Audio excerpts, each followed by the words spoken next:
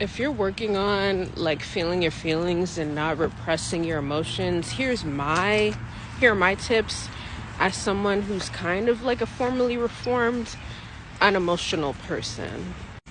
Okay, so I'd say for one, you need to start journaling. Why do you need to start journaling? Because if stuff happens to you and you're pushing it away, you're pushing it back, like you're not thinking deeply about like what happened to you. You need to do that part. You know what I mean? Like if somebody did something to you that's messed up and you're feeling some type of way, but you're like shoving it back and you can't recognize what you're feeling or why you're upset, you need to think through the situation. Even if you can't put a label on your emotion, I feel like looking at the situation plainly will help, because we all watch TV. You know, like when you watch characters go through stuff, you can recognize, oh, they're mad, oh, they're sad. So like use journaling to look at your experiences like that. Also, try to get rid of distractions. So like this is something I'm still working on, but it's like if you're going through something and instead of dealing with it, you order a meal, you drink, you smoke to like engage in that feeling rather than feeling it, like stop doing that.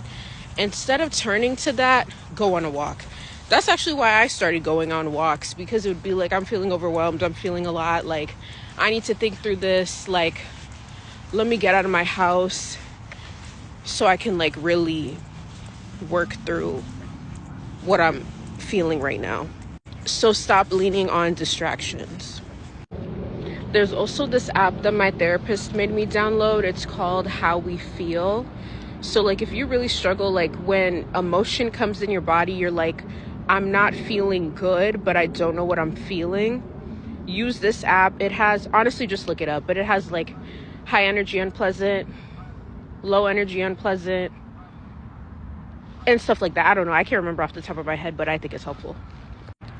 And then the last thing I would say is to read or watch movies. I say this because I feel like when you're going on the journey of seeing other people go through things, it's easier to let those emotions like leak out of you. Like for instance, when I watched the Titanic a minute ago, but when I watched that movie, I boo-hoo cried. Like when I watched A Walk to Remember, I boo-hoo cried. So like even now, because like I feel like I'm still not the best at crying, it's like kind of like a clutch.